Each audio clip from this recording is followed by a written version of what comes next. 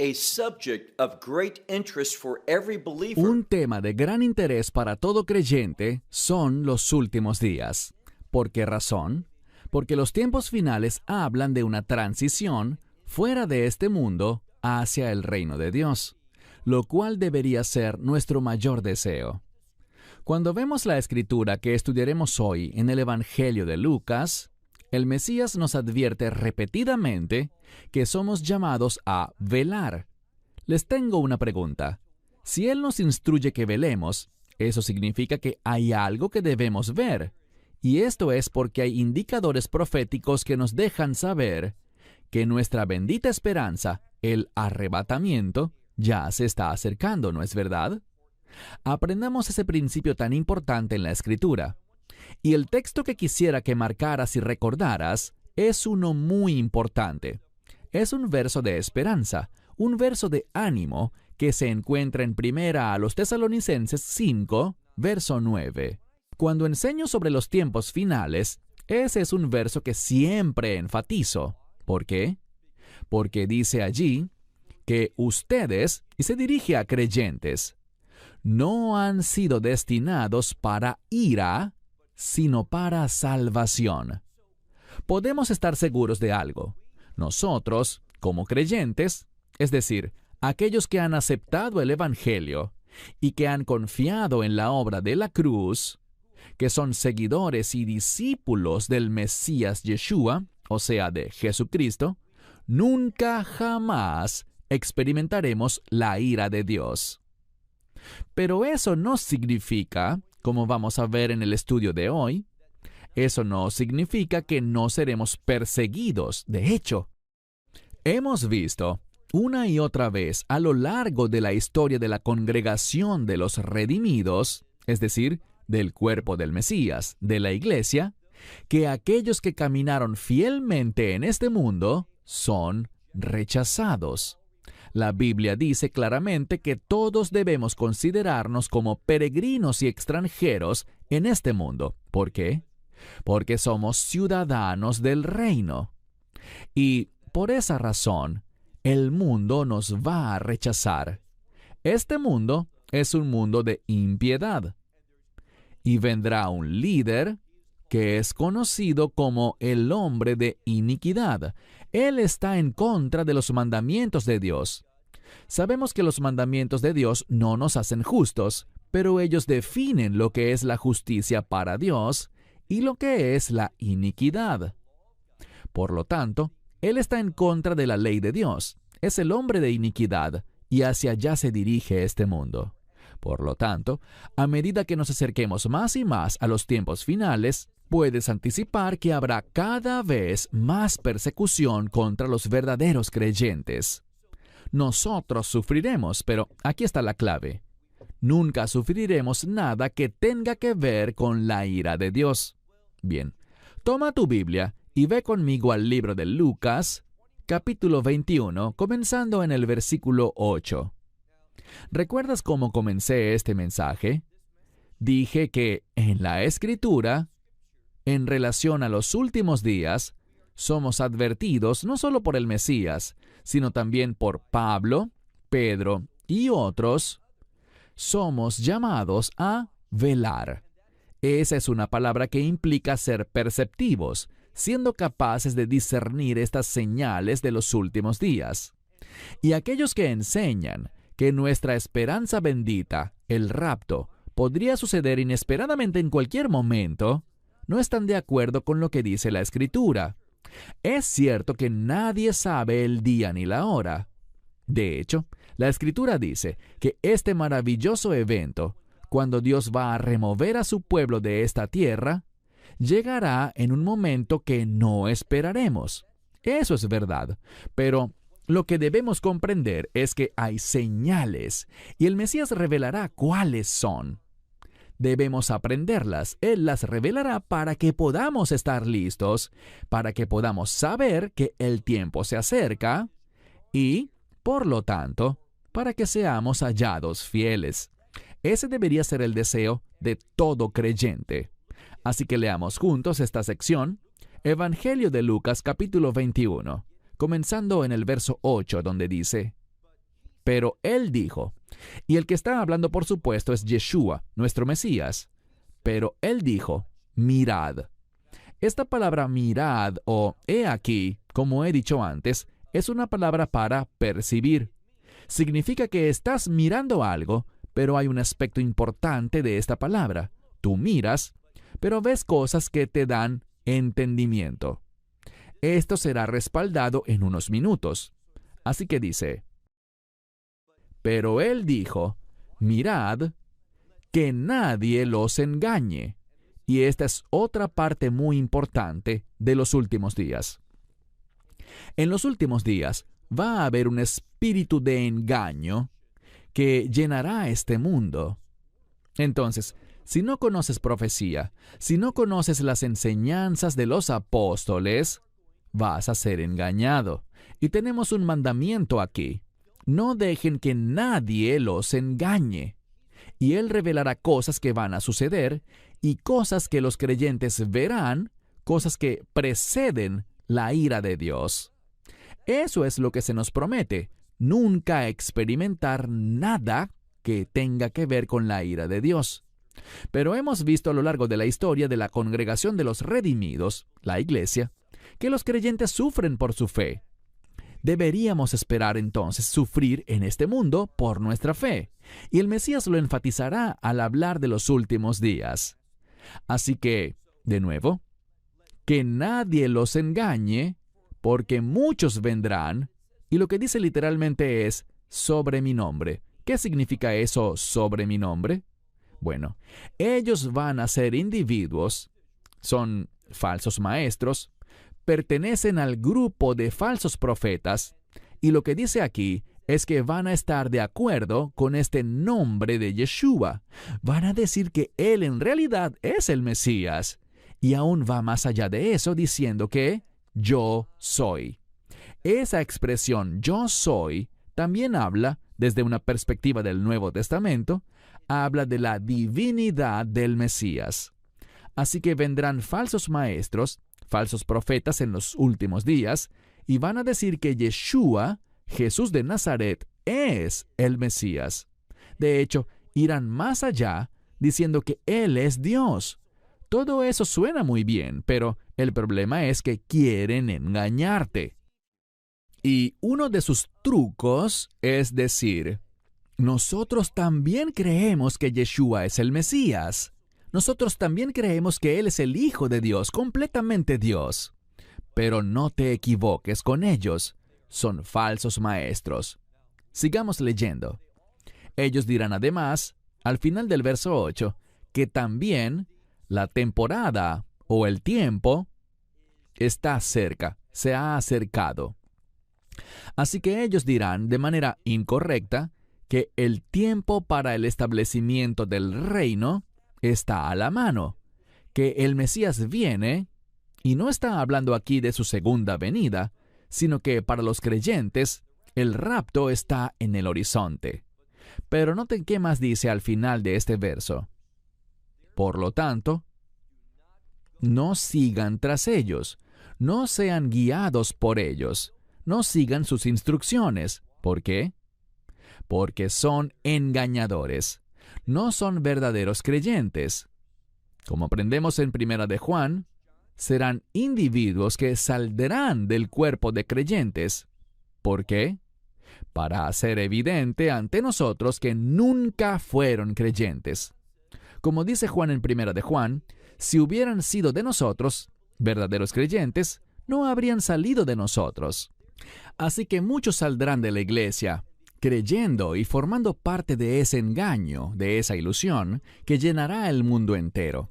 Por lo que solo si conoces la verdad bíblica, serás capaz de caminar en la fe, ser hallado fiel y agradar a nuestro Señor y Salvador.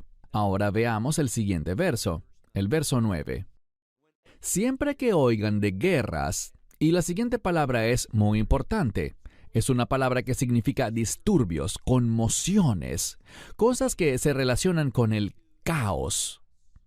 Y al acercarnos a los últimos días, habrá grandes disturbios en este mundo, y vamos a hablar de algunos de ellos ahora mismo, donde la Escritura dice que habrá guerras y conmociones, pero ¿qué más nos dice?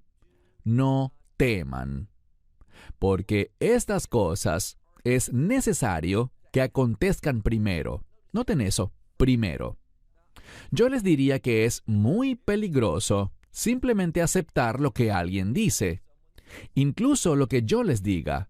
Ustedes deben estudiar y mostrarse aprobados. Deben tomar la iniciativa y mirar la verdad bíblica concerniente a los últimos días, para que no sean engañados, para que entiendan lo que Dios va a hacer, y para que ustedes, Dios mediante, sean hallados fieles, haciendo lo que Él quiere que hagan y entendiendo los pensamientos clave que están registrados en las enseñanzas del Mesías, del apóstol Pablo y también de Pedro. Y lo que vemos aquí en las propias palabras del Mesías es que Él dice, porque estas cosas es necesario que sucedan primero. Y esa palabra para necesario es una palabra bíblica muy fuerte. Significa que eso es absolutamente necesario, algo que tiene que pasar. Y se refiere a estas cosas de las que estamos hablando, estas guerras y conmociones. Luego prosigue diciendo, pero, y esto es muy significativo, pero no inmediatamente el fin. ¿De qué fin se habla aquí?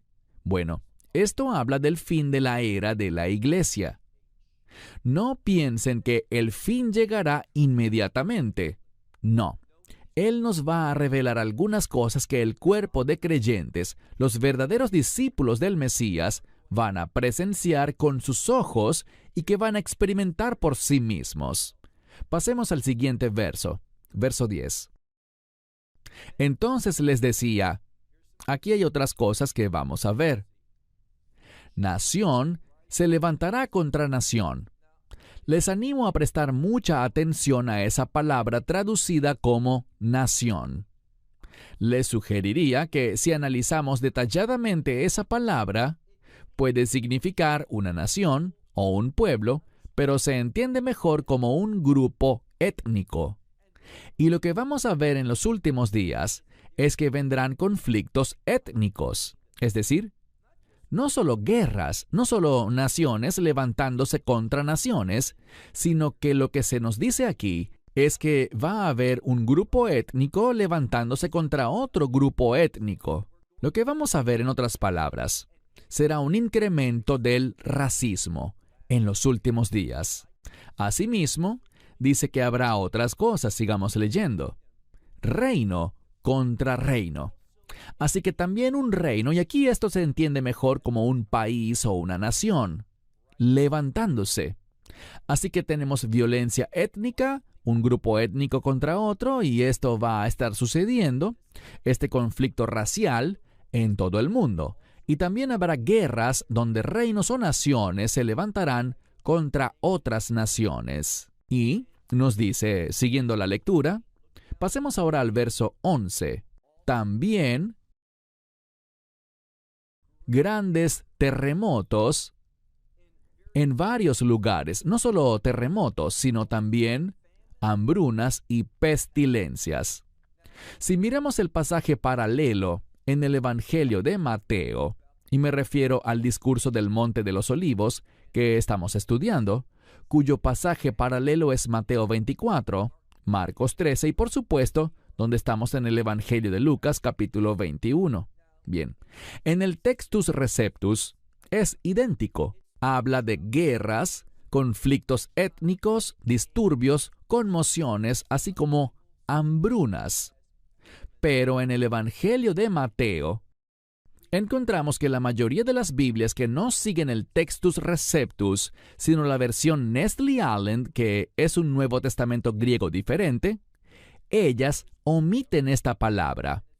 Probablemente haya una razón para eso y quizás sea simplemente un error humano, porque cuando miramos la palabra para hambre, es la palabra limoi, y cuando miramos la palabra para pestilencia, es la palabra griega loimoi.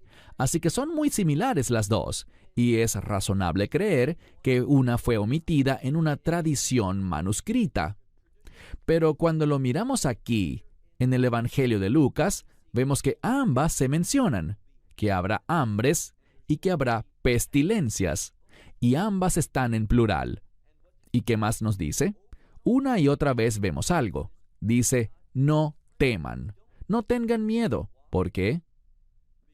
Porque Dios ha prometido nunca dejarnos ni abandonarnos. Y nosotros, como creyentes, tenemos un gran consejero, un consejero maravilloso. Y estoy hablando del Espíritu Santo. Y a través del Espíritu Santo, todas las cosas son posibles.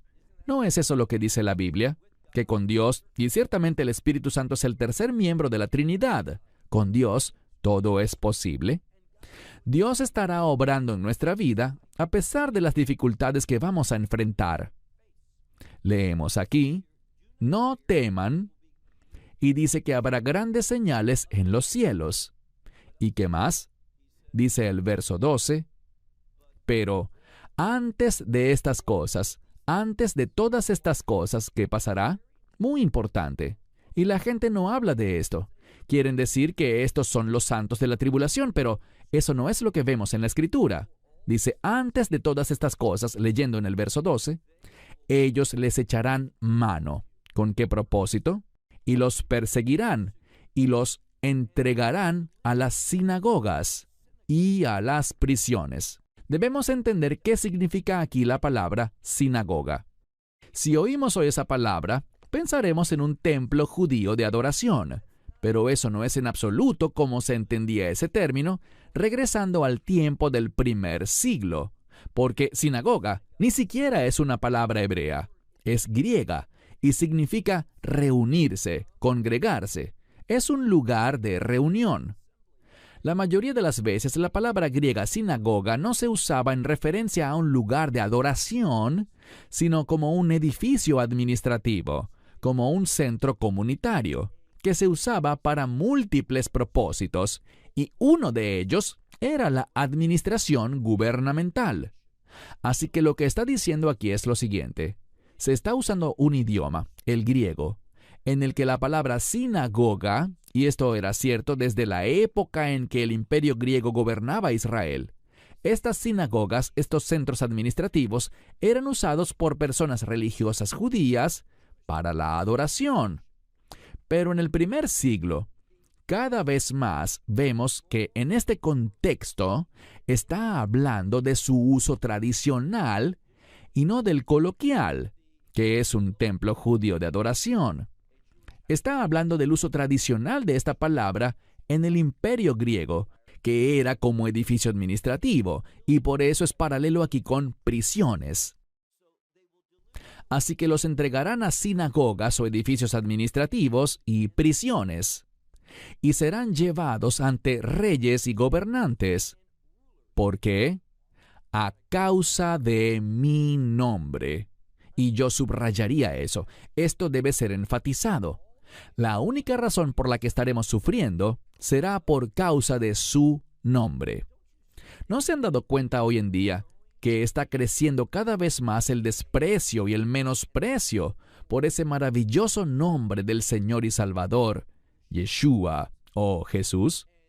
Recordarán que en 2024, durante la celebración de las Olimpiadas, vimos cómo en ese evento se burlaron abiertamente de la cena del Señor, del momento en que Él estaba enseñando a los discípulos lo que iba a hacer, cómo entregaría su vida, cómo manifestaría su amor. Fue una burla despreciable. Bueno, situaciones como estas las veremos cada vez más, que si eres fiel, si eres obediente a la Escritura, vas a ser rechazado, serás burlado, y como dice aquí, los perseguirán y los entregarán a las sinagogas o edificios administrativos y prisiones, y serán llevados ante reyes y gobernantes por causa de mi nombre. Y ahora avancemos al verso 13, donde dice, pero esto servirá, el resultado de todo esto, servirá para ustedes de testimonio. Tendremos la oportunidad de dar testimonio, de ser testigos de nuestro Señor y Salvador. Verso 14. Por tanto dice, no pongan en sus corazones, esta es una expresión muy hebraica, no pongan en sus corazones, ni preparen de antemano una defensa. No tenemos que meditar y planear qué vamos a decir. De hecho, se nos ordena a no hacerlo. Leamos cuidadosamente este verso. Dice, por tanto, no pongan en sus corazones el preparar una defensa, porque yo les daré boca y sabiduría. Y fíjense cuán maravilloso es Dios. Dice, yo les daré boca y sabiduría, las cuales no serán capaces de resistir, y además, todos aquellos que están contra ti no podrán levantarse en oposición a ti. Así que seremos provistos de sabiduría sobrenatural. Dios nos dará una boca que hablará de tal manera que aquellos que escuchen nuestra defensa, no una defensa premeditada, sino lo que Dios nos dé en ese momento, no podrán resistir esas palabras, y todos los que estén en nuestra contra no serán capaces de contestar nada en contra. Así de bueno es Dios. Ahora, ¿a quién le habla este texto? A los discípulos, a los verdaderos discípulos. Esto sucederá, y lo veremos más adelante. Esto sucederá antes de que ocurra el rapto. Así que, estamos viendo hoy un aumento en la persecución de los creyentes en todo el mundo. Está aumentando en más y más países, y esto solo va a empeorar. Te lo puedo garantizar porque es lo que dice la Escritura. Seguimos leyendo. Mira ahora el verso 16. Pero, dice aquí, los entregarán. ¿Quiénes los entregarán? Serán entregados por sus padres, hermanos, parientes y amigos. Noten eso. Insisto, esto no habla de algún grupo que surge en la tribulación. De hecho, les sugeriría que la tribulación aún no ha comenzado cuando todo esto sucederá. Estos son, como aprendemos en el Evangelio de Mateo, el principio de dolores. Esto prepara el escenario para la semana 70 de Daniel. Lo que vemos aquí, al analizarlo bien, dice claramente, pero, mira el verso 16, pero serán entregados también por sus padres, hermanos, parientes y amigos. ¿Y qué más? Y matarán a algunos de ustedes, es decir, algunos de ustedes serán ejecutados. Bien, lo que está diciendo es esto. Vendrá un tiempo en que ser creyente podría costarte la vida. Pero entendamos algo. Eso ya ha ocurrido en el pasado. Durante numerosos periodos de tiempo, en la historia de la Iglesia, las personas han sido ejecutadas por su fe, y no crean que eso no volverá a suceder. Así que dice, y matarán a algunos de ustedes, verso 17, y serán odiados por todos, por todo el mundo. Serán odiados por todos por causa de mi nombre. Y de nuevo, lo que vemos es que muy a menudo la gente habla de este avivamiento de los últimos días. No sé de dónde sacan eso.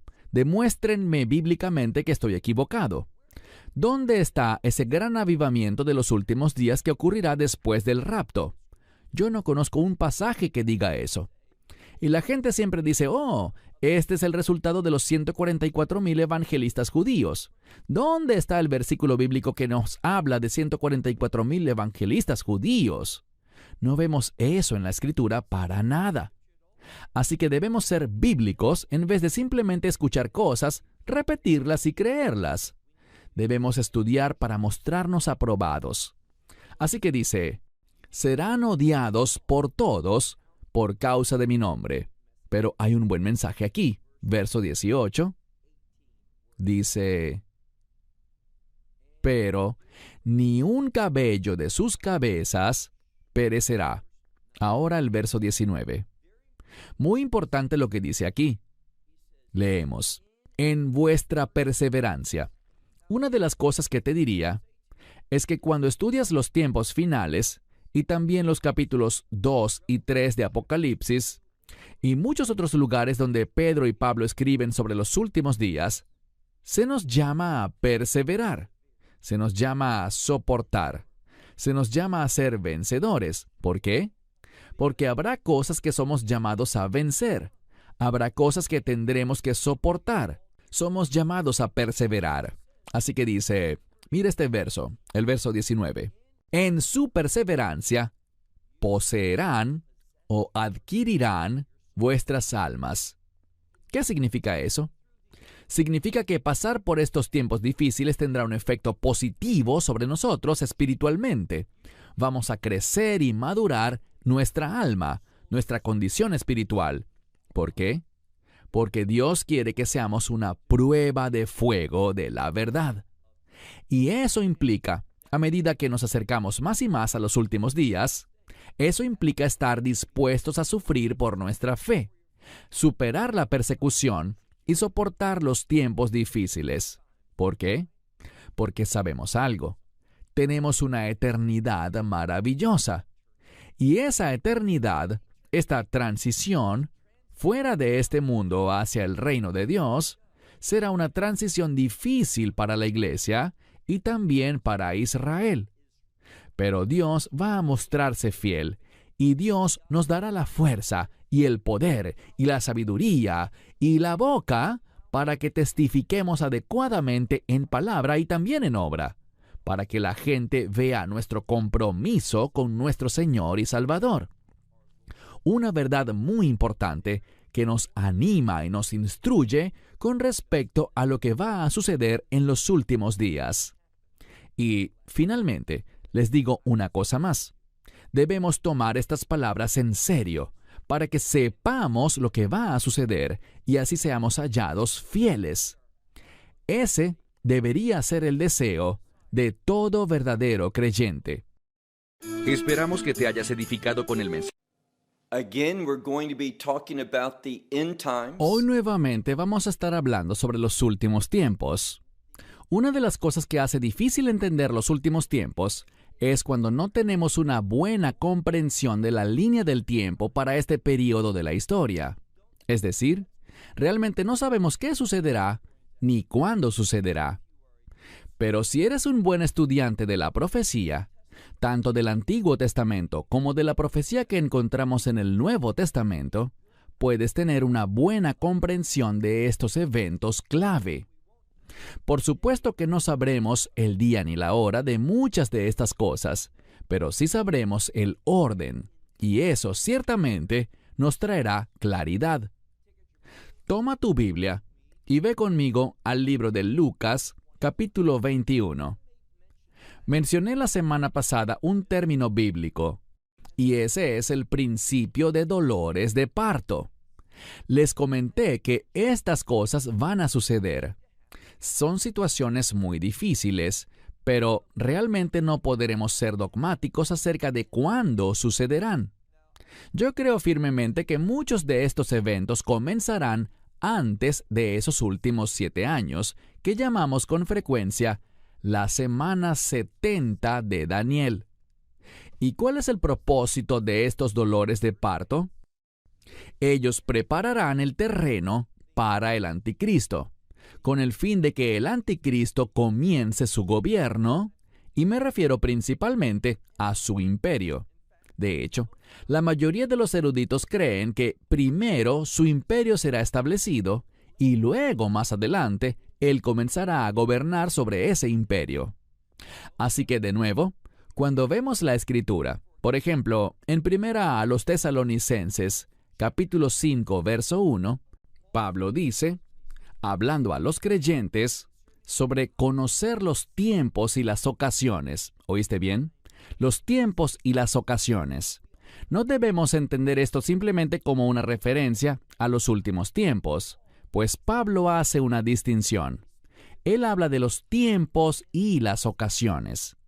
Y cuando prestamos mucha atención a estos términos, habrá algo de inestabilidad, algunos trastornos de los que hablamos la semana pasada, y esto preparará el escenario para la revelación y el ascenso al poder del imperio del anticristo. Cuando ese imperio entre en vigor, es decir, cuando se haga presente en este mundo y empiece a gobernar, va a utilizar su poder, su autoridad y su dominio para perseguir a los creyentes. Y mencionamos algo de esto la semana pasada.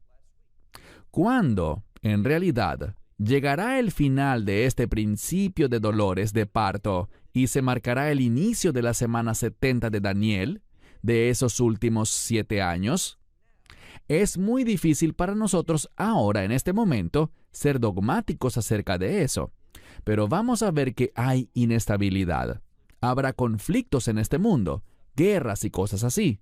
Habrá terremotos y situaciones de gran inestabilidad a nivel mundial, lo cual causará el ascenso del imperio del anticristo. Y cuando esté completamente establecido, comenzará un tiempo de persecución contra los creyentes. Vamos a ver algo más. Primero, los creyentes serán perseguidos y luego Israel será perseguido. ¿Qué aprendimos en nuestro último verso? De nuevo, toma tu Biblia y ve conmigo a donde estamos estudiando, el Evangelio de Lucas capítulo 21. Y quiero que comencemos donde lo dejamos la semana pasada, donde dice en el verso 19, Lucas 21, verso 19. En su perseverancia, en su paciencia, que es otra manera como podemos traducirlo, ganarán o poseerán su alma. Esta palabra para alma puede significar vida, y yo te sugeriría que significa la vida que Dios quiere que tengamos, una vida de fe, una vida que reconoce su autoridad, en otras palabras. Lo que la Escritura nos está diciendo es esto, que vamos a pasar por persecución, no por el simple hecho de sufrir, sino más bien con el propósito de hacernos crecer y madurar. Vemos en el libro de Apocalipsis que la novia, que es una referencia a la iglesia, tomará este tiempo para prepararse, para adornarse para su novio. En otras palabras, para que seamos hallados fieles. Así que la persecución va a cumplir un propósito, hacernos crecer y madurar espiritualmente, para que nos comportemos de una manera que agrade a Dios. Bien, en segundo lugar, quiero decirles que, de la misma manera en que los creyentes serán perseguidos, sabemos algo. Después de que el tiempo de persecución de los creyentes llegue a su fin, entonces vamos a ver dos cosas. La ira de Dios comenzará y simultáneamente, durante la ira de Dios, también el anticristo volverá su atención. Y cuando digo el anticristo, quiero decir que será el anticristo junto a su imperio, que volverán su atención contra Israel. Allí Israel va a pasar por su peor tiempo de persecución y sufrimiento. Pero de nuevo, esa etapa tiene un propósito. ¿Cuál será? Provocar que un remanente del pueblo judío llegue a la fe, hacer que dejen de confiar en lo físico, en las cosas terrenales, y comiencen a confiar y depender en Dios. Y vamos a ver una palabra muy importante que nos enseña esta verdad bíblica. Bien, avancemos. Estamos listos para el siguiente verso, que es el verso 20. De nuevo, estamos en el Evangelio de Lucas, capítulo 21, verso 20, donde dice, pero, cuando ustedes vean, y el sujeto aquí es Jerusalén, cuando vean que Jerusalén ha sido rodeada, muchos colocan ejércitos y esto habla de campamentos de soldados. Entonces, ¿qué pasará? Bueno, después de la abominación desoladora, después de que el anticristo se revele a sí mismo y quiera engañar al mundo, haciéndoles creer que Él es Dios, vamos a ver que Israel lo rechazará. ¿Y qué ocurrirá? Debido al rechazo de Israel al anticristo, ellos serán perseguidos. Y vamos a ver que naciones, muchos soldados distintos de cada país, de cada nación, subirán a Jerusalén para la guerra. De eso estamos hablando en el verso 20. Así que dice, pero cuando vean que Jerusalén ha sido rodeada de soldados, sepan que está cerca, miren esta frase, sepan que está cerca y muchas Biblias colocan su destrucción. Y está bien, pero lo que quiero que veas es que esta palabra para destrucción proviene de la misma palabra del Nuevo Testamento para desierto o lugar desolado. Aprendamos una verdad muy importante. Los hijos de Israel pasaron 40 años en el desierto. ¿Por qué? Por su falta de fe. Porque no dependieron ni confiaron en Dios. Así que su experiencia en el desierto buscaba llevarlos a la fe. Lo que vemos aquí con la elección de esta palabra, de nuevo, la mayoría de las Biblias lo traducen como destrucción, pero es la misma palabra en una forma diferente, con la misma raíz de la palabra griega para una experiencia, precisamente en el desierto. Israel será puesta en una situación muy difícil, no para su destrucción, sino para que experimente un cambio espiritual, para que Israel, o al menos un remanente de Israel, llegue a confiar en el Mesías. Y luego dice, verso 21, entonces, los que estén en Judea, estamos hablando de Israel propiamente, los que estén en Israel, que huyan a los montes, y los que estén en medio de ella, ¿qué deben hacer? Es otra palabra, es un sinónimo para huir o salir. Y los que estén en el campo, es decir, fuera de Jerusalén, esos individuos no deben entrar en ella, es decir, no vayan a Jerusalén en ese momento. ¿Por qué? Porque viene un tiempo de intensa persecución, liderado por el imperio del anticristo. Y oigan bien, donde participará toda nación en el mundo. Así que repasemos y veamos algo claramente. Se aproxima un tiempo de gran inestabilidad mundial, y eso será provocado por guerras, hambrunas, pestilencias, y todo esto llevará al imperio del anticristo a un tiempo de persecución contra los creyentes.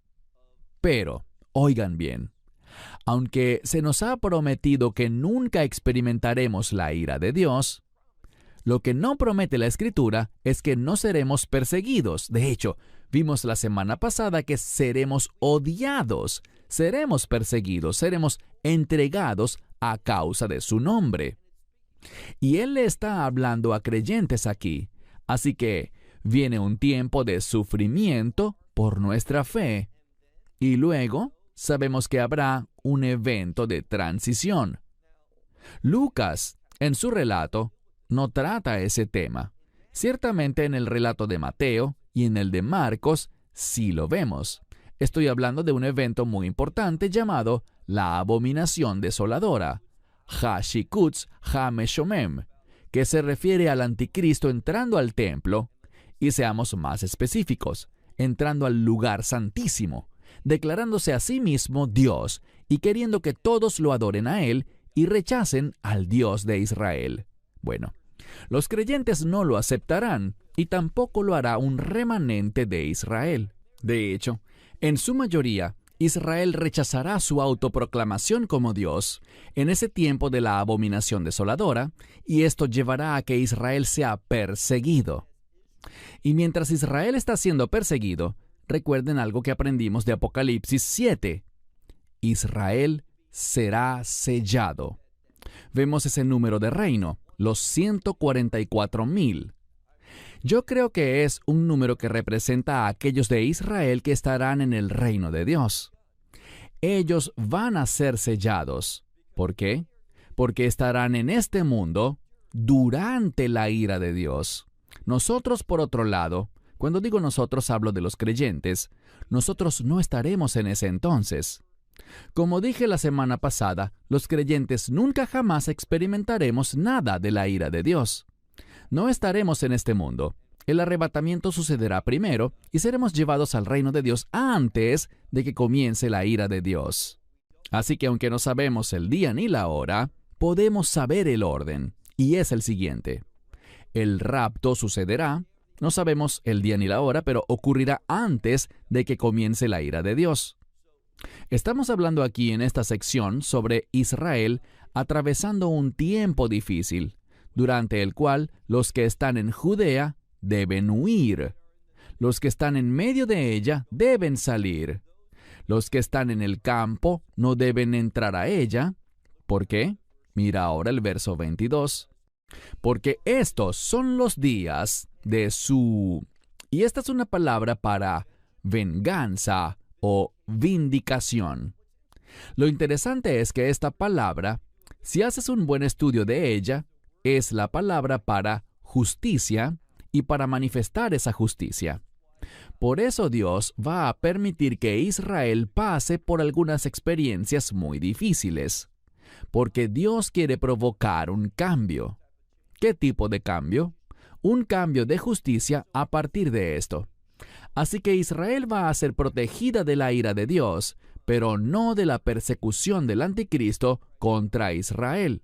Pero Dios obrará, y hablaremos de esto la próxima semana. Dios vendrá por medio de la persona de su Hijo, el Mesías Yeshua, Jesucristo, y ahora no estoy hablando del rapto, sino de la segunda venida.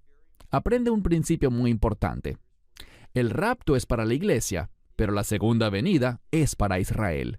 Muy importante que aprendamos esto. Y veremos que hay dos señales diferentes para cada uno de estos eventos. Una señal para el rapto que lo anuncia y una señal para la segunda venida que nos deja saber que está cerca. Hablaremos de esto la próxima semana, pero al continuar, mira de nuevo el verso 22. Porque estos son los días de su venganza, o podríamos decir, de su vindicación, que manifestará su justicia. Y noten que dice que todo lo que ha sido escrito será cumplido. Verso 23. Bien, con el fin de provocar este cambio, para que todo lo que ha sido escrito sobre ella sea cumplido, vean lo que dice.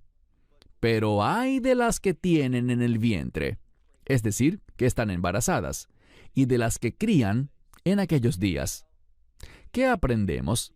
Que por causa de este tiempo difícil tendrán que huir de Jerusalén, y esta huida será difícil si una mujer está embarazada o si una familia tiene niños pequeños que aún estén lactando. Será difícil huir. Esto habla de algo que está relacionado de manera única en este momento con el pueblo judío en la tierra de Israel. Efectivamente, creo que el pueblo judío sufrirá en otros lugares, pero el énfasis aquí está en la tierra de Israel. Y dice al continuar que habrá gran angustia o sufrimiento. ¿Para quién? Bueno, esto será específicamente para los que están en Israel, sobre la tierra, es decir, sobre la tierra de Israel.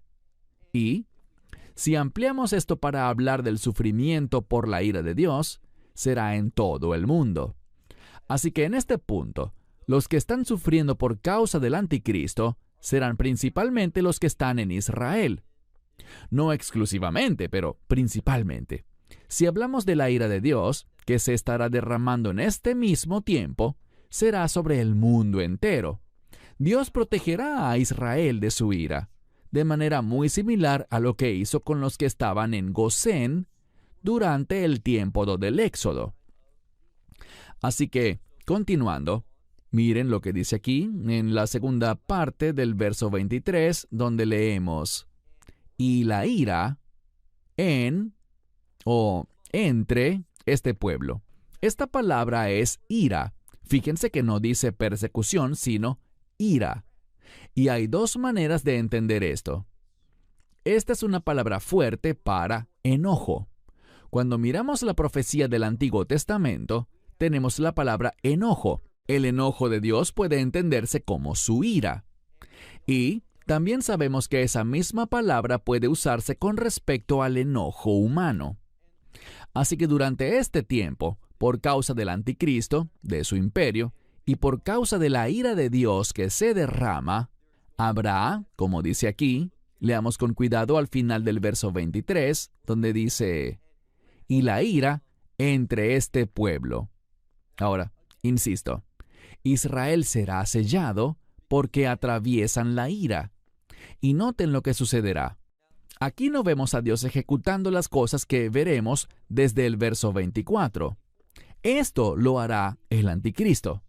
Y por eso creo que la palabra ira aparece aquí, en este contexto, en relación con las acciones del anticristo. ¿Por qué? Porque dice que caerán por la boca, o como dice la mayoría de las Biblias, a filo de espada, y serán llevados al exilio hacia todas las naciones. Así que incluso en la semana 70 de Daniel veremos ese concepto del exilio, de ser expulsados de la tierra de Israel. Y noten lo que dice. Y Jerusalén será pisoteada por todas las naciones. ¿Por qué? Todas las naciones que suban a Jerusalén para hacer guerra van a pasar por encima, es decir, van a hollar, a pisotear a Jerusalén. Esos ejércitos pisotearán la ciudad santa. Eso es lo que dice a mitad del verso 24. Y noten lo siguiente. Todo esto sucederá hasta que los tiempos de los gentiles se cumplan. Ahora, ¿qué significa esto de los tiempos de los gentiles? No está hablando de la plenitud de las naciones que Pablo menciona en Romanos 11, la plenitud de los gentiles, sino que cuando hablamos de los tiempos de los gentiles aquí, estamos hablando de que Dios ha permitido un tiempo específico en el que el Evangelio será llevado a los gentiles, a las naciones. Y cuando ese tiempo se cumpla, ¿qué pasará? La ira de Dios comenzará y eventualmente traerá el fin a este mundo. Gradualmente, no será de inmediato, pero se completará a lo largo de un periodo de tiempo. De eso es de lo que está hablando esta escritura. Así que todo esto sucederá hasta que los tiempos de las naciones se cumplan. Y luego dice, verso 25, que habrá una señal en el sol, en la luna y en las estrellas, y sobre la tierra. La angustia de las naciones confundidas, o creo que una versión lo traduce como en gran perplejidad. Se refiere a una gran confusión. Lo que vemos es lo siguiente. Cuando ese tiempo llegue a su fin y Dios comience a derramar su ira, eso producirá, como dice aquí, la angustia de las naciones. Y será algo confuso. No lo anticipaban, no sabían de profecía y no sabrán cómo interpretar esto. Esto sucederá con el rugido del mar, así que habrá una gran perturbación en este mundo. El rugido del mar. Y también se usa otra palabra para su oleaje. Y este es un término profético que simplemente habla de gran inestabilidad en el mundo. Y debido a todas estas cosas que están sucediendo, principalmente debido a la ira de Dios que está siendo derramada, e insisto, la iglesia no estará aquí durante ese tiempo. Cuando la ira de Dios comience, ya el rapto habrá ocurrido. Pero para aquellos que todavía estén aquí, noten lo que dice. El desmayo de los hombres, esto significa de todas las personas. Las personas producto de lo que está por suceder desfallecerán por lo que está a punto de ocurrir, lo que están viendo y lo que están presenciando, por miedo. Y leemos algo más. Y por la expectación de lo que viene sobre la tierra. ¿Y qué será? Se trata del derramamiento completo de la ira de Dios. En el libro de Apocalipsis vemos dos cosas que están relacionadas con la ira de Dios. Vemos los juicios de las trompetas, mencionados en Apocalipsis capítulos 8 y 9, y luego vemos otro derramamiento más fuerte de la ira de Dios mencionado en Apocalipsis capítulo 16. Cuando estas cosas estén ocurriendo, causarán angustia, causarán confusión, causarán pánico y temor entre la gente.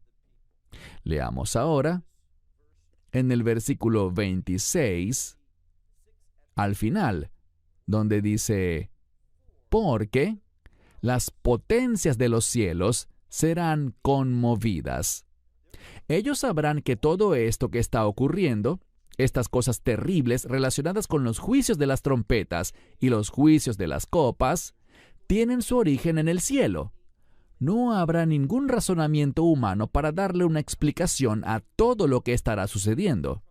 Les animo a leer sobre los juicios de las trompetas en Apocalipsis 8 y 9 y sobre los juicios de las copas en Apocalipsis 16. Allí verán que no hay explicación humana. Leamos ahora el verso 27. Y entonces verán al Hijo del Hombre viniendo en las nubes. Esa es una referencia a Daniel capítulo 7, comenzando desde el verso 12 en adelante, donde dice que el Hijo del Hombre vendrá delante del anciano de días. ¿Quién es el anciano de días? Dios el Padre. Y él heredará el reino, la gloria y el honor, para que todos los pueblos, naciones y lenguas le adoren a él. Eso es literalmente lo que dice el texto arameo de ese pasaje. Leemos aquí. Y entonces ellos verán al Hijo del Hombre viniendo en las nubes. ¿Con qué? Con poder y toda gloria. Yo subrayaría eso. Otro término que se refiere a la deidad del Mesías. Leamos un verso más y terminamos. Hay una palabra muy importante aquí que debemos enfatizar porque está enfatizada en el texto bíblico, y es la palabra comienzo. Lo que hemos visto a partir del versículo 8 de esta sección es que Dios ha delineado cosas que van a suceder. Los dolores de parto, nación levantándose contra nación, reino contra reino, habrá hambres, habrá pestilencias, se desarrollará una persecución contra los creyentes. La iglesia será odiada por todo el mundo a causa de su nombre. Todo esto estará sucediendo, y algunas cosas comenzarán antes de la semana 70 de Daniel. Otras ocurrirán en medio de la semana 70 de Daniel. Pero después de la abominación desoladora, ¿qué sabemos que pasará? Bueno, sabemos dos cosas. Ese remanente de Israel, los 144,000 de las 12 tribus, serán sellados. Y después de eso, ocurrirá el arrebatamiento para posteriormente y solo después del rapto, se dé inicio a la ira de Dios. Y noten lo que dice aquí, presta mucha atención a las palabras. Dice, cuando estas cosas comiencen a suceder, ya las hemos mencionado todas, pero dice que cuando estas cosas que mencionamos comiencen, ¿cuáles cosas?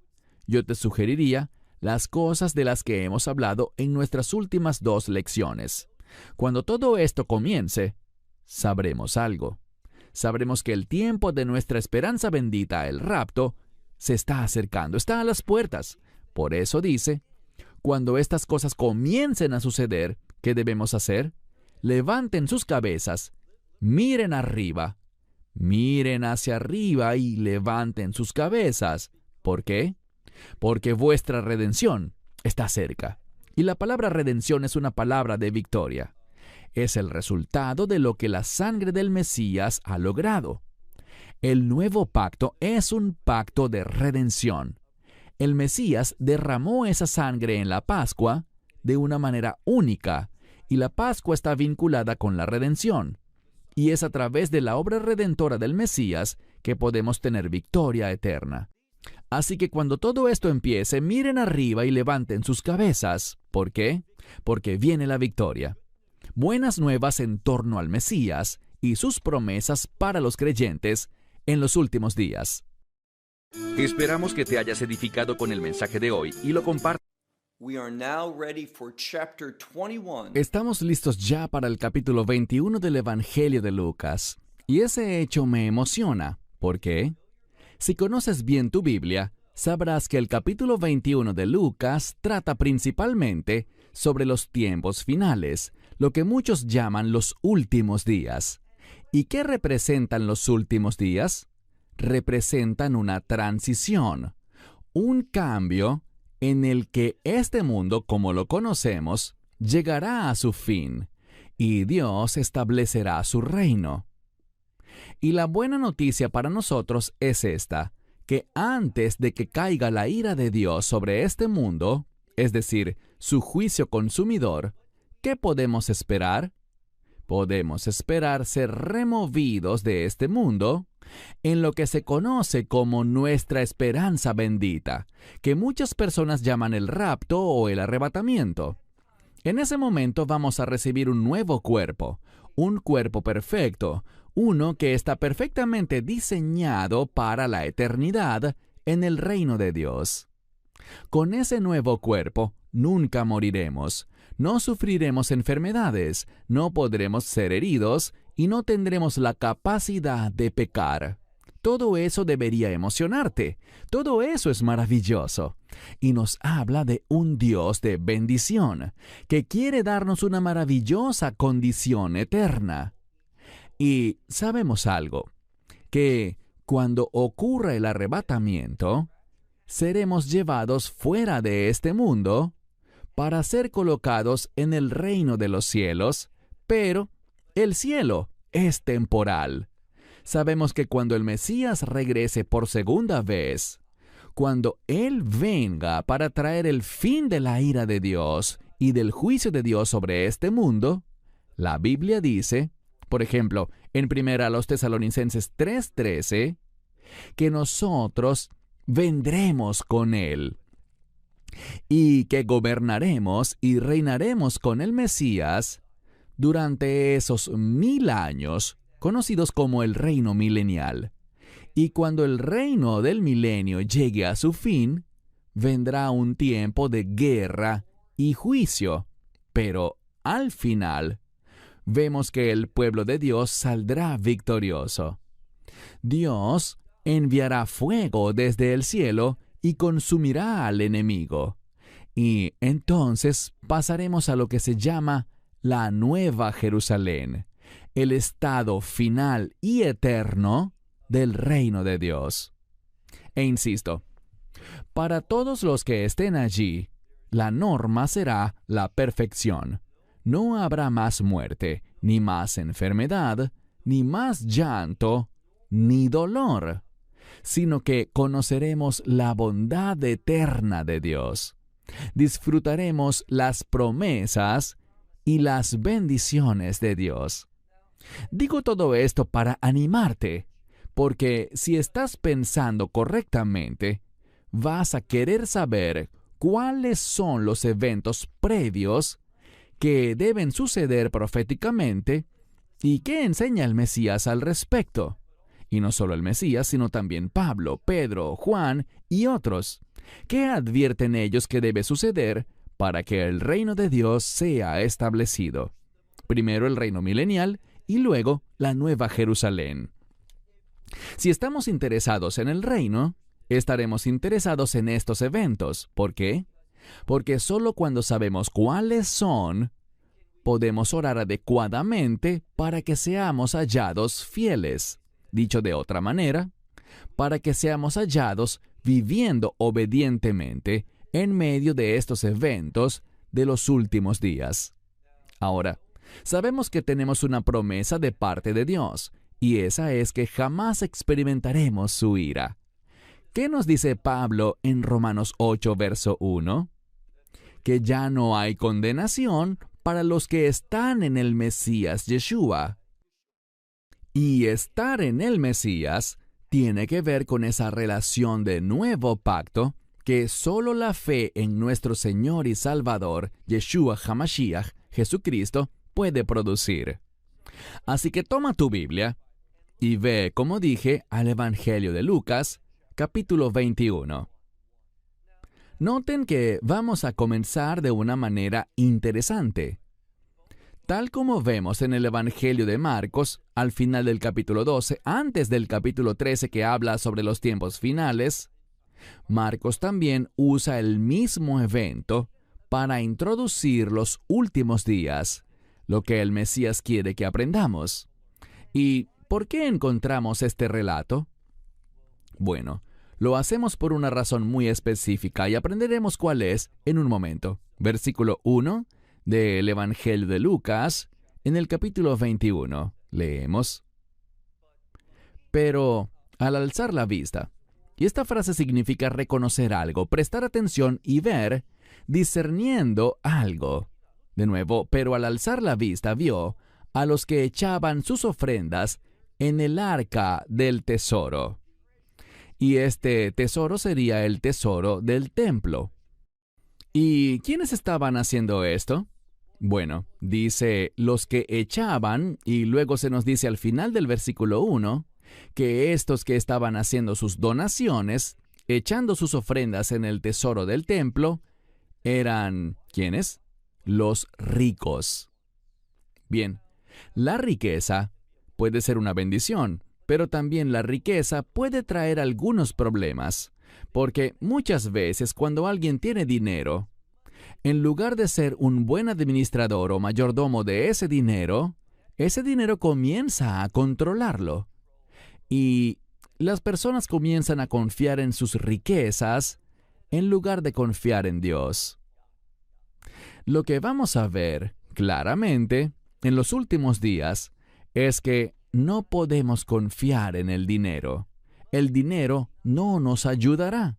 De hecho, si vives entregado al dinero, serás engañado por el enemigo y no serás hallado fiel. Por supuesto que conozco personas ricas que son generosas, que son gente de fe, cuyo dinero no los controla, sino que son buenos administradores de su riqueza. Y eso es maravilloso, es un testimonio poderoso, eso habla de su madurez espiritual. Pero eso es algo muy infrecuente, por decirlo menos.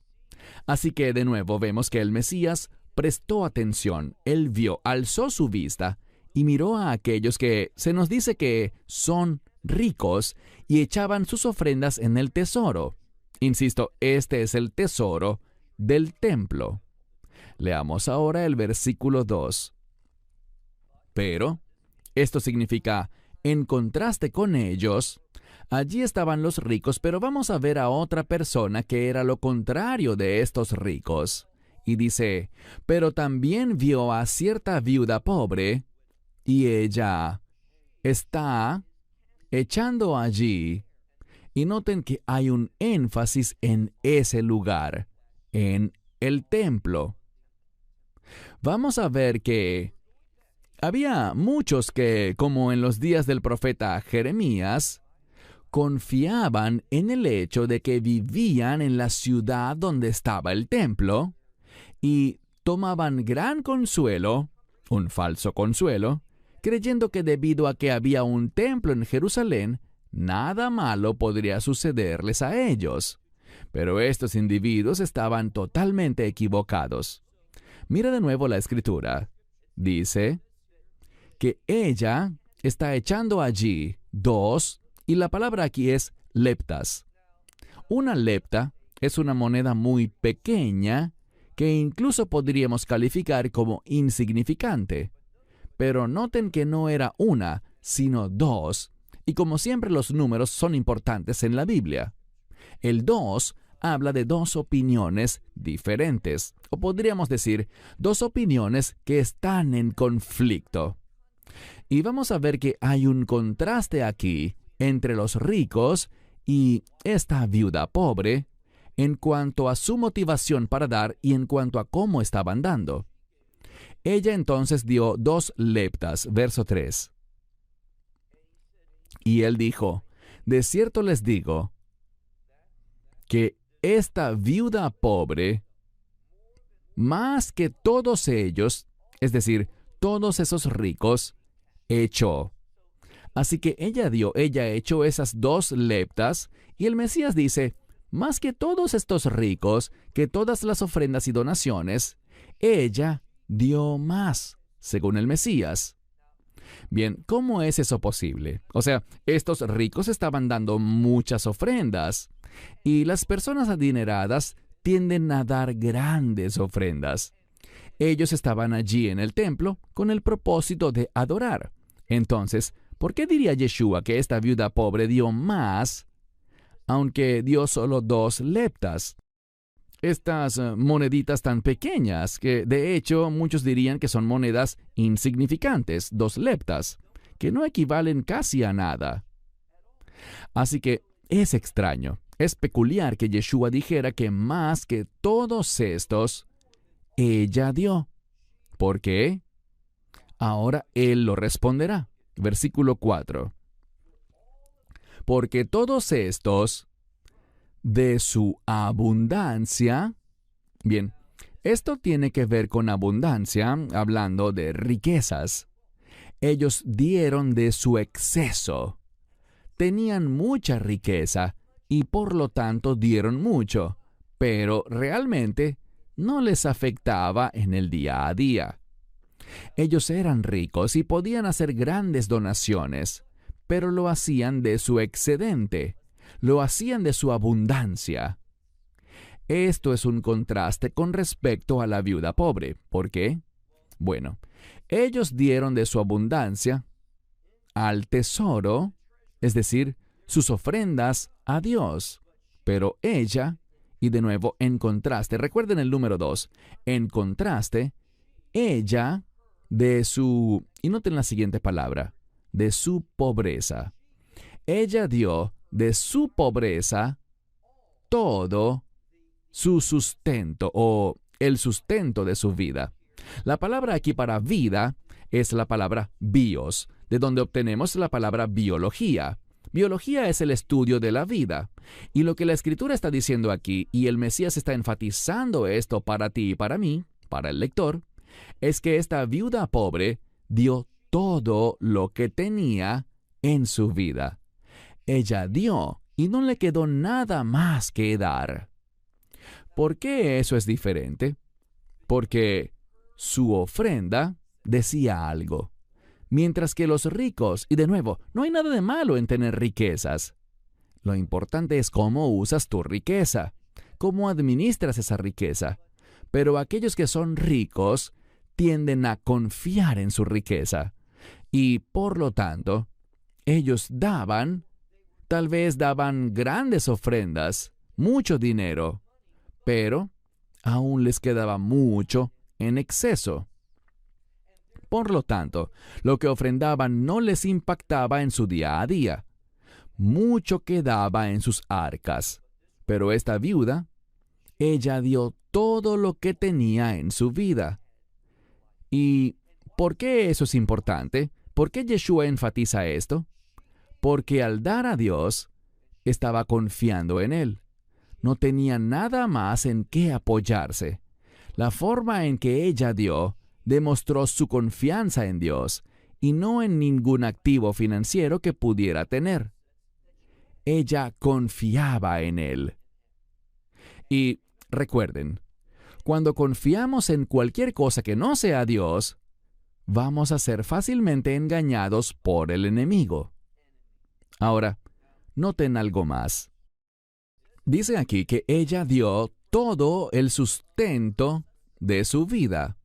Y por lo tanto, verso 5, y ciertos hombres decían. Ahora, a la luz de este evento, de lo que él estaba hablando, había quienes estaban con él, y estaban hablando. Y veamos lo que decían. Sigue leyendo el versículo 5. Estaban hablando ciertos hombres con relación al templo. Ellos admiraban la belleza del templo. Y noten lo que dice aquí. ¡Qué piedras! Y fíjense, buenas piedras. También hablaban de las ofrendas consagradas, con las que este templo estaba adornado. Así que el pueblo hacía grandes ofrendas, ofrendas consagradas, es decir, destinaban grandes sumas de dinero para el templo, de modo que pudieran colocarse grandes piedras. Ahora, si alguna vez has visitado Jerusalén, y te invito a que lo hagas, y si entras en lo que se conoce como el túnel del muro occidental, vas a ver piedras asombrosas, piedras grandes, que fueron cortadas de una manera muy habilidosa y colocadas en su posición. Esa obra costó una gran suma de dinero por la manera como fueron cortadas las piedras y por la manera como fueron colocadas allí. Todo eso costó una fortuna. Y este templo, como dije antes, estaba adornado con estas ofrendas consagradas. Las personas ricas del pueblo donaron muchísimo dinero, pero aquí está el problema. Ellos confiaban en el templo, confiaban en su riqueza, confiaban en todo menos en el Señor. Pero esta viuda pobre no confiaba en su riqueza porque no tenía alguna, pero confiaba y estaba dispuesta a dar todo lo que tenía al Señor porque creía en su fidelidad, que Él la sostendría, que Él era su defensor. Eso es lo que debemos recordar en los últimos días. Ahora, noten. Él dijo, leamos el verso 6. Estas que ven, es decir, estas piedras, esta decoración del templo, estas cosas que ven, quiere que nos demos cuenta de algo. Un cambio se acerca. Bien, de la misma manera que en los días del profeta Jeremías, ellos no creían que el enemigo venía, no creían que Babilonia vendría. Estaban más preocupados por Asiria en esos días. Pero Asiria estaba por desaparecer. Babilonia tomaría su lugar como imperio mundial. Babilonia destruiría la ciudad santa donde estaba el templo y destruirían el templo mismo con fuego. Ese templo no los iba a salvar. De hecho, debido a la corrupción, debido a la idolatría, debido a todos sus pecados, Dios iba a traer su juicio y el juicio comenzó en la casa del Señor.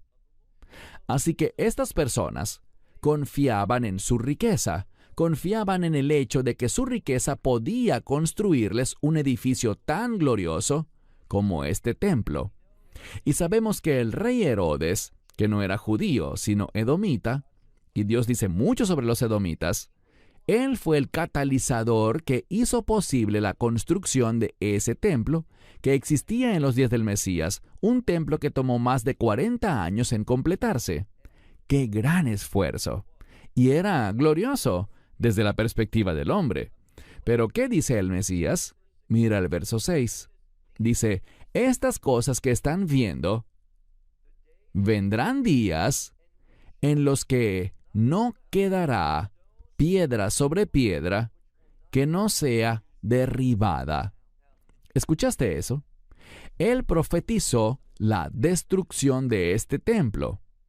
Y sabemos sin la menor controversia, sin la menor duda, que lo que él profetizó ciertamente ocurrió.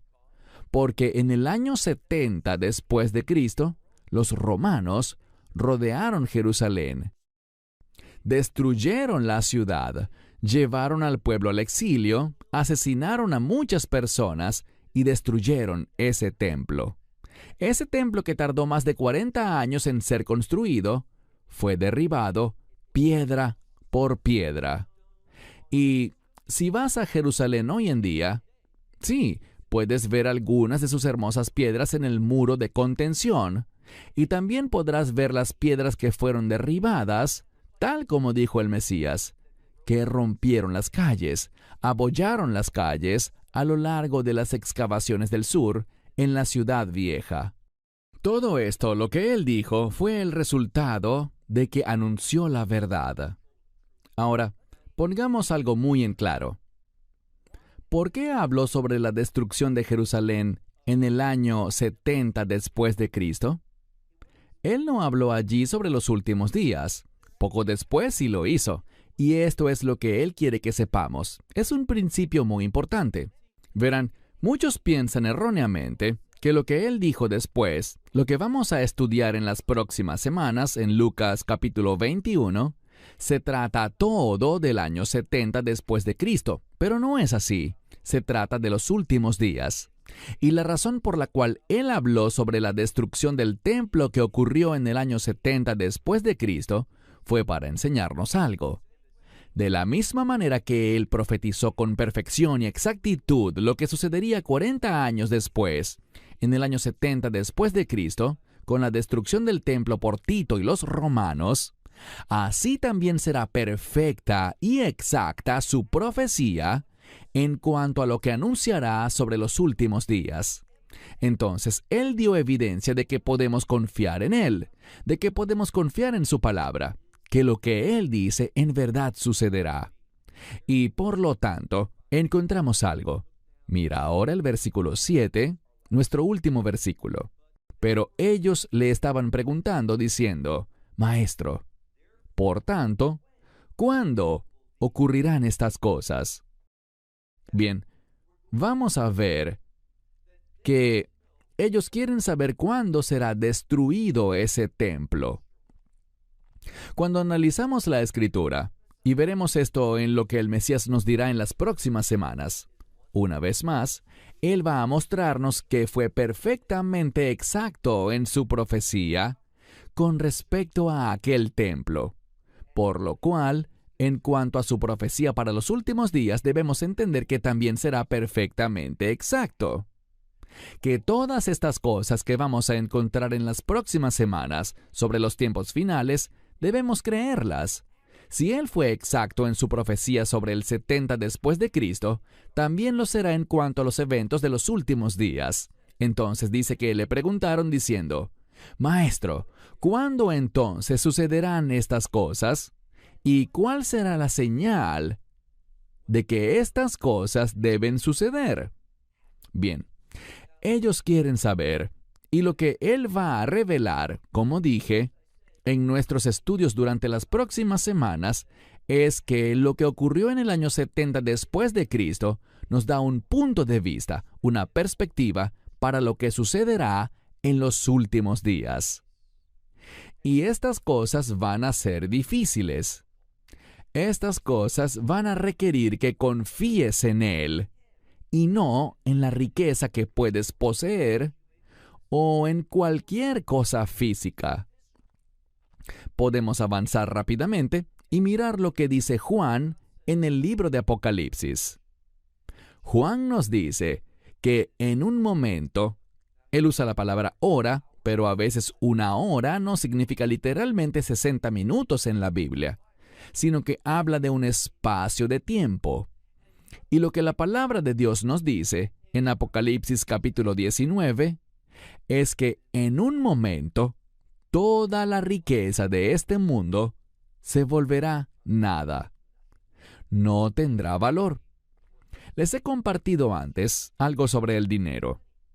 El dinero, ante los ojos de Dios, es llamado injusto. No estamos hablando de que está bien comportarse de una manera injusta y ganar dinero así. Eso no es lo que dice la Escritura. La Biblia simplemente dice que el dinero es injusto en sí mismo. ¿Por qué? Porque la justicia es un término del reino, es un adjetivo del reino, y en el reino de Dios no habrá dinero. No hay billeteras ni bancos en la Nueva Jerusalén. Hay bancos en la Vieja Jerusalén, pero no en la Nueva Jerusalén. En el reino de Dios no hay lugar para el dinero, porque el reino de Dios es un reino justo, y la justicia manifiesta la gloria de Dios. Eso es lo que hace especial al reino de Dios. Nosotros que entraremos en el reino de Dios, vamos a entrar en la gloria de Dios. Su presencia estará con nosotros.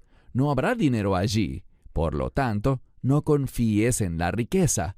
No confíes en las cosas de este mundo, porque Dios va a provocar eventos, y hablaremos de algunos de ellos, que en última instancia harán que toda la riqueza de este mundo no tenga valor. No tendrá ningún valor. Y todos los que pertenecen al mundo se lamentarán, llorarán, se entristecerán, porque pusieron el énfasis de su vida en las finanzas, en la riqueza, mas todo eso será reducido a nada. no habrá valor alguno en las cosas de este mundo. ¿Por qué? Porque Él llevará a este mundo a su final.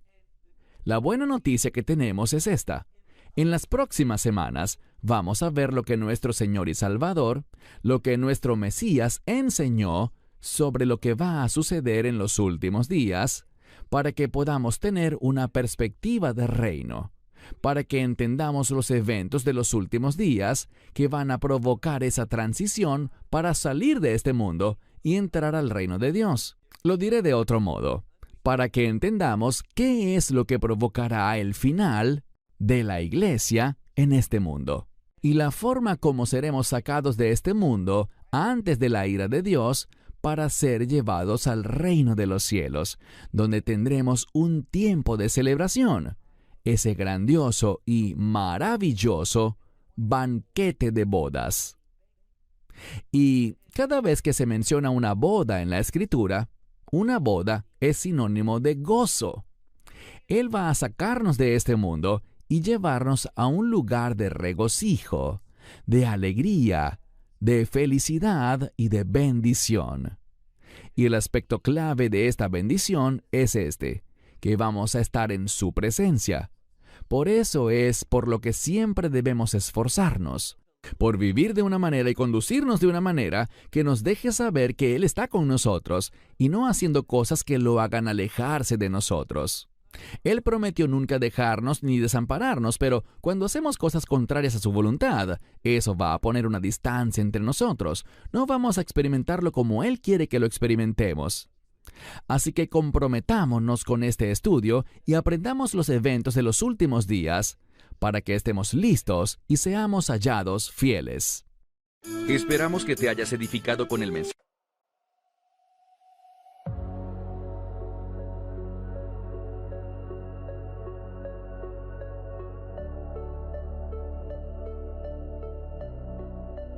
Right before my eyes, the revolutions in your mind. The trees are growing upside down. The birds are flying in the ground. And people smile at you with teeth of every color too, in dreams that they call nightmares too. And there I was inside of you, and I felt